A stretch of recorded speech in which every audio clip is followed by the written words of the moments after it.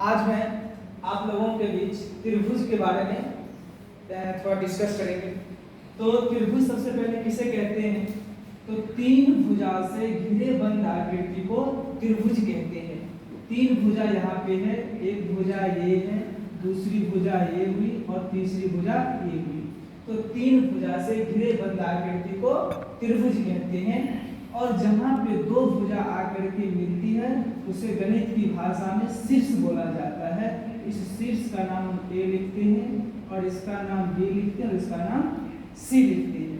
यानी कि त्रिभुज में कितनी भुजा हो गई? त्रिभुज में तीन भुजा, भुजा का नाम ए बी, बी सी और ए सी।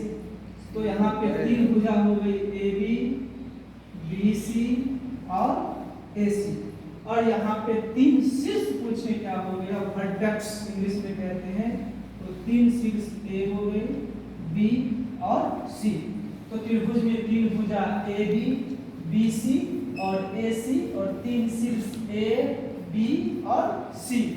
अब आगे बढ़ते हैं। इस त्रिभुज में तीन अंतःकोण है। तो एक अंतःकोण ये हो गया, दूसरा ये हो गया और तीसरा ये। तो कोण को लिखेंगे कैसे? त्रिभुज में कितना कोण हो गया? तो तीन कोण, कोण ए, कोण बी और कोण सी।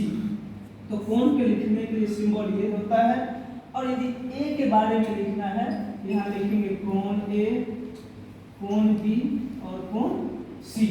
तो त्रिभुज में तीन भुजा, तीन शीर्ष और तीन अंतःकोण होते हैं।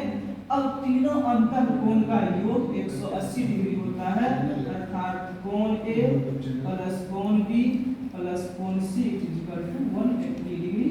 अब यहाँ से सवाल बनाना हम लोग स्टार्ट करेंगे। तो आज की क्लास को बस हम लोग यही समाप्त करते हैं, आगे दूसरे दिन पढ़ेंगे। धन्यवाद, बेस्ट ऑफ लक। मुस्कुराते रहिए, खुश रहिए। धन्यवाद।